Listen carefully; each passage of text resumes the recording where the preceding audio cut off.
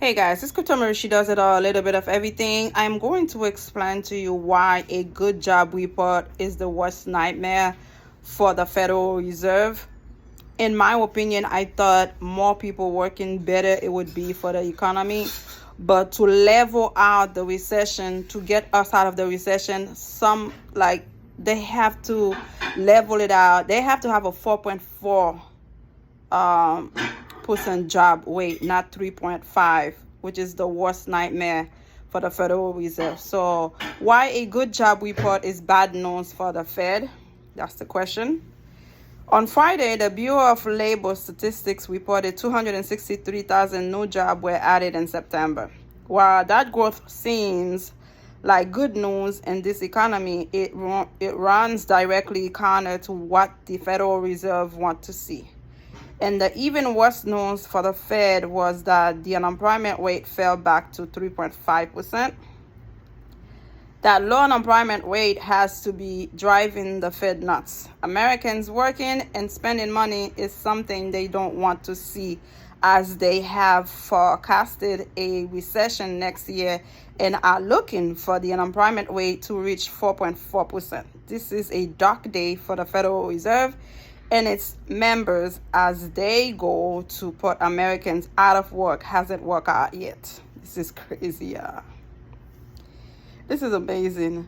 From the BLS, total non-farm payroll employment increased by 263,000 in September, and the unemployment rate edged down to 3.5%.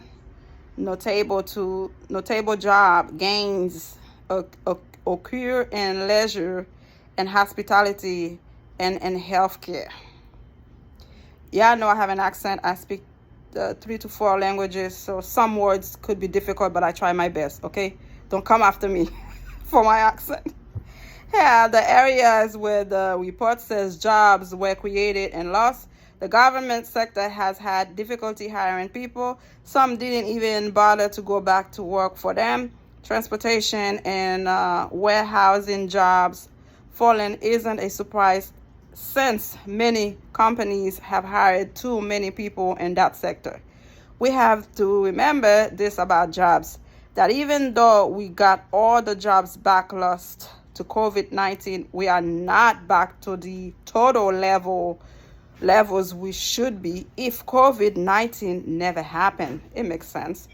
So think of it as if playing catch up, as some of the consumption data is still positive for now. Below is a breakdown of the unemployment rate and educational attainment for those 25 years and older. We have seen significant declines in the unemployment of Americans with least amount of education. And this report from August, those with less than a high school diploma went from 6.2 to 5.6, and those with just a high school diploma education and no college went from 4.2 to 3.7. Less than a high school diploma, I read it already, yeah. Some college or associate degree, 2.9, bachelor's degree and higher, 1.8. The higher your education, the better it is, the higher your chance of landing a good job. That's why I keep on telling my kids, I know we're going to invest, but meanwhile, go to school, educate yourself. It's good to have an education and a good one at it. The labor market is still creating jobs, which is not what the Fed wants, since all 6 of my recession flags are up. The only 2 data lines that I am focused on now with the economy expansion going into recession are the job opening data and the jobless claims data. For those that have followed my American is Back recovery model and going into the expansion, you know that I was a big believer that job openings would get to 10 million. Unlike many people obsessed with the labor force participation rate, which I have deemed useless in the economic expansion and recession cycle, I am a fan of employment to population ratio data of the prime age labor force, age 25 to 54. That is the bread and butter of the labor market. and it has made a good comeback in this recovery. Well, that's good. To me, that's good news. Although it's hurting Federal Reserve, it is what it is. However, most Americans are always working, and as population's growth slows and the baby boomers age out of the workforce, we need more labor in certain parts of the U.S. that lack prime age labor force growth. Job openings reached nearly 12 million in this recovery and have fallen to 10 million. This is a noticeable rate of change decline. Remember, the Federal Reserve wants wage growth to cool off, and some of that has been happening. However, the Fed prepared a job loss recession to free up more labor. Wage growth is a big issue for them as they see the unemployment cost index as transmission to price inflation. Job openings falling recently is something the Fed is cheering for. The unemployment rate is still historically low. We are not close to a significant job loss recession. On the jobless claims data, I am targeting the 323,000 level, and this data as the inflation point where the Fed will pivot from the hardline talking point. When I say 323,000, I mean the 4 weeks moving average. Also a note, usually this data line takes a big hit due to any hurricane, so be mindful of this with the data coming up in the next few weeks. Okay, 6 minutes. Let's see. When the labor market breaks, claims tend to shoot up fast, and the jobless recession will have started. That will be the final nail in the coffin of this expansion, which has created 22.5 million jobs since April 7, 2020. The day I wrote the American Back Recovery Model and when it was retired on December 9, 2020. The Federal Reserve is using the labor market as cover for its aggressive rate hike language. I still believe the aggressive talk trying to buy time for the inflation data to turn down so they can eventually pivot. So far, the job data gives them the cover to do this.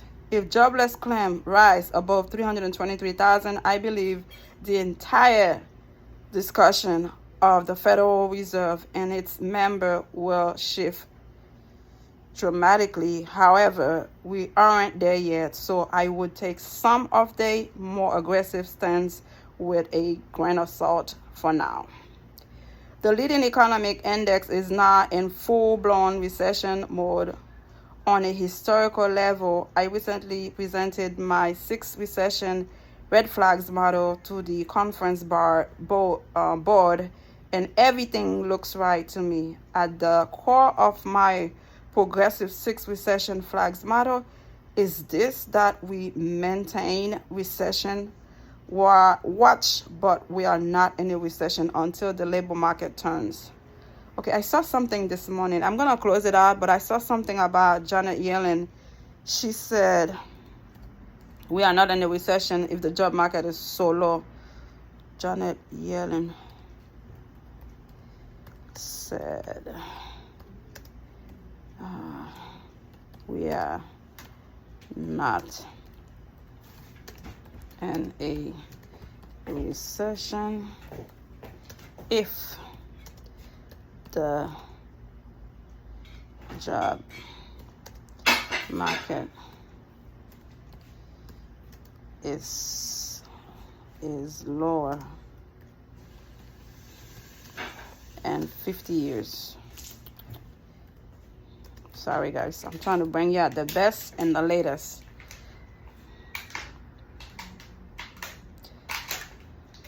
Okay, this is what Janet Yellen said. She said, okay, you don't have a recession when you have 500,000 jobs and the lowest unemployment rate in more than 50 years. Yellen said. The remarks from Yellen came a day before President Joe Biden makes his State of the Union address, when he will likely comment on the nation's economic outlook amid ongoing inflation. So I don't know what to say. I mean, they the one that know how to deal with the recession and unemployment, the job thing. So if she said there was no recession, it makes sense. People are working, looking for work. I don't know if they could still say American are lazy, man, because everybody's trying to find a job now, man. So congrats to the American people. We're trying to make our own, not getting the government help. Only disabled and older people should be getting those help from the government. But anybody that is healthy, that is alive, should be able to provide for yourself. Again, this is Crypto Marie. She does it all, a little bit of everything. I just wanted to tell you why a good job report is the Federal Reserve worst nightmare. May God bless you. Subscribe or tell somebody you know about this channel, because it is my job to bring you anything, everything that will serve you. Subscribe. Bye.